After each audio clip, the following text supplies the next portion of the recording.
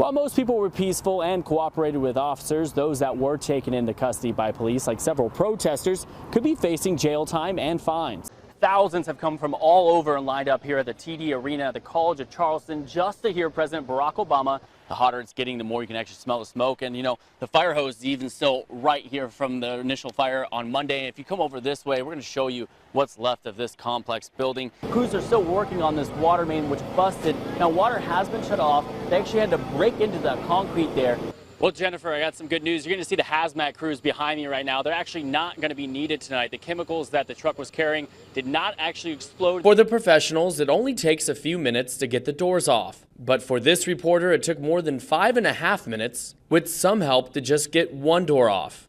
As you can see, when it comes to life or death situations, every second matters. Now, Captain Slaughter says people have an expectation with their police department, and with a click of a button, these body cameras will help ensure that the Burlington police officers meet those expectations. The water hasn't changed too much either. I think it's below 80 for the first time since about 8 a.m., 9 a.m. Good news for Grasshoppers fans. Donald Morse says these improvements won't affect ticket prices anywhere else in the stadium.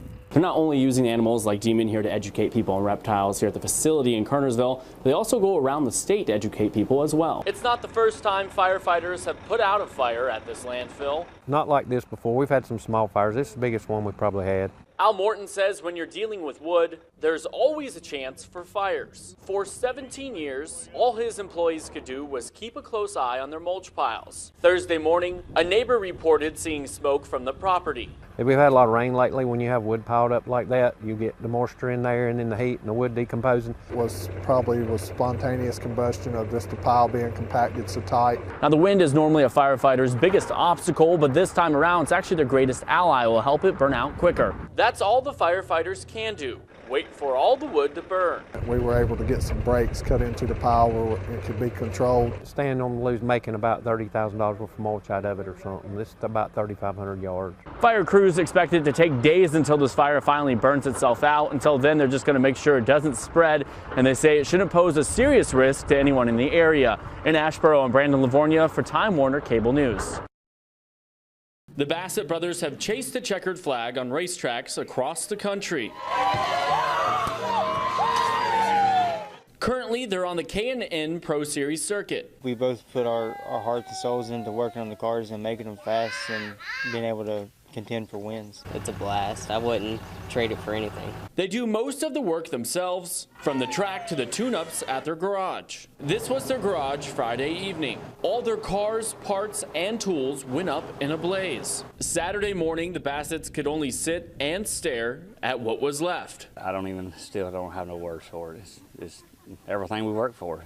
You know, 26 years worth of stuff, 30 minutes, it's gone. When I got here and seen it in person, it was just like my heart sank. At a loss for words. I went to sleep last night hoping it was all a dream. Fire investigators told the Bassetts the truck they used to pull their cars race to race appears to be the source of the fire. Now, these would have been the cars the Bassett brothers would have used to race up in Dominion on May 30th. Right now, though, they're just praying for a miracle to race at all. I mean, we don't know anything else, so, I mean, we would hope if we could all figure out how to make it happen one day, but obviously as of right now, you know, probably no time soon. We'll just have to go day by day and see how things work out. Hopefully we can get something for the next race. We're third in points, and it would be nice to continue to run for the championship this year. The Bassett's Hope Insurance will help cover some of the hundreds of thousands of dollars that were destroyed by the fire. Just to quit, that would absolutely just crush all of us, so hopefully we can get something back. Brandon LaVorgna for Time Warner Cable News. Thousands gathered in Charleston early Friday morning for the funeral of Senator Clemente Pinckney, like Kent Williams, Pinckney's cousin. What you are seeing here, and you see this line here, and all these people have been waiting here for hours, ever since 5 a.m. this morning. This is Clemente Pinckney. The funeral service was first come, first served basis, meaning many wouldn't get into the arena. But that didn't stop some of Jasper County High School's class of '91 from coming to Charleston. We owe him. We owe him, so I wouldn't be anywhere else except for here. Williams hopes the country will understand after today who Clemente Pinckney was and what he stood for in South Carolina. This is going to be a tremendous loss for the state of South Carolina. Many of those people were turned away from the arena around 10:30 when they reached capacity. He was an icon here. People came here to visit Floyd's barbershop. Hyatt's smile will never leave the barbershop, as tens of thousands of people had their photo taken with him, which were then hung up around the walls. The remaining ones kept in a box as memories. For more than 70 years, people could find Russell Hyatt here at Floyd's barbershop, where he cut hair until he was 90. And even when he retired, he would just sit in his green chair and take photos with anyone that wanted one.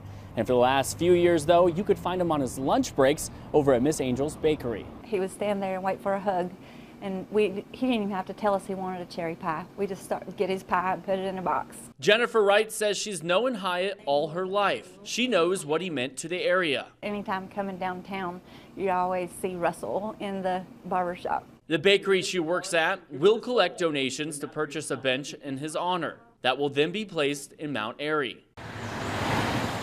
Even though a wreath hangs around the front door and the sign said closed Wednesday, Bill Hyatt says there's no question when it comes to the future of his dad's second home.